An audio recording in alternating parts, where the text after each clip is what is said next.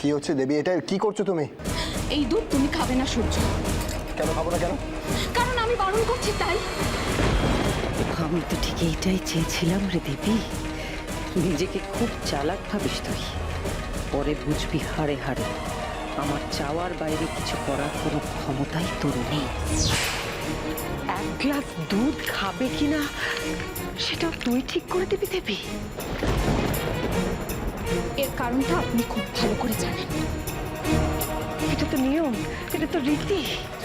রীতি রীতি আমার কাছে বড় নয়। আমার কাছে বড় হচ্ছে যে আমার আম্মা নিজের হাতে দুধটা তৈরি করে এনেছে, তাই আমি এটা খাবো। তাহলে এই দুধ আমি তোমাকে খেতে দেব না সূর্য। ঠিক আছে, ঠিক আছে, আজকে শুধু আজকের দিনটা ও খাক, কাল থেকে তুই বলে দিবি সূর্য কি খাবে কি খাবে না সবকিছু। সেরকম হলে রান্নাটাও তুই নিজে হাতেই করিস, আমি বাধা দিতে আসবো না তোকে দেবী। আজ পর্যন্ত কখনো দেখিনি আপনাকে কারোর জন্য এক গ্লাস জলও নিয়ে আসতে, তাহলে আজ হঠাৎ এমন কি হলো যে আপনি?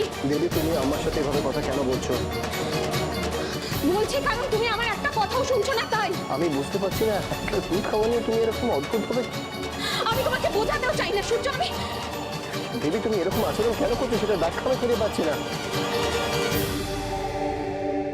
কি করে বলবো, কি করে বোঝাবো? তুমি যাকে অন্ধের মতো বিশ্বাস করো সেই আম্মা তোমাকে খুন করতে চায়। দেবী, আমি বলছি কি, থাক বেটা, দিয়ে দাও আমাকে। আর ওকে একটা কথাও তুমি বলতে দিও না। আসলে ভুলটা আমারই হয়েছে, আমারই উচিত হয়নি এত কিছু করা, ভুলটা আমারই হয়েছে। আমার কোথাও কোনো ভুল হয়নি। একটা ভুল বোঝাবুঝির সৃষ্টি হয়েছে, সেটাই পরিষ্কার করে দিচ্ছি। কোনো ভুল বোঝাবুঝি হয়নি বেটা, কি হয়েছে সেটা আমি তোমাকে বলছি।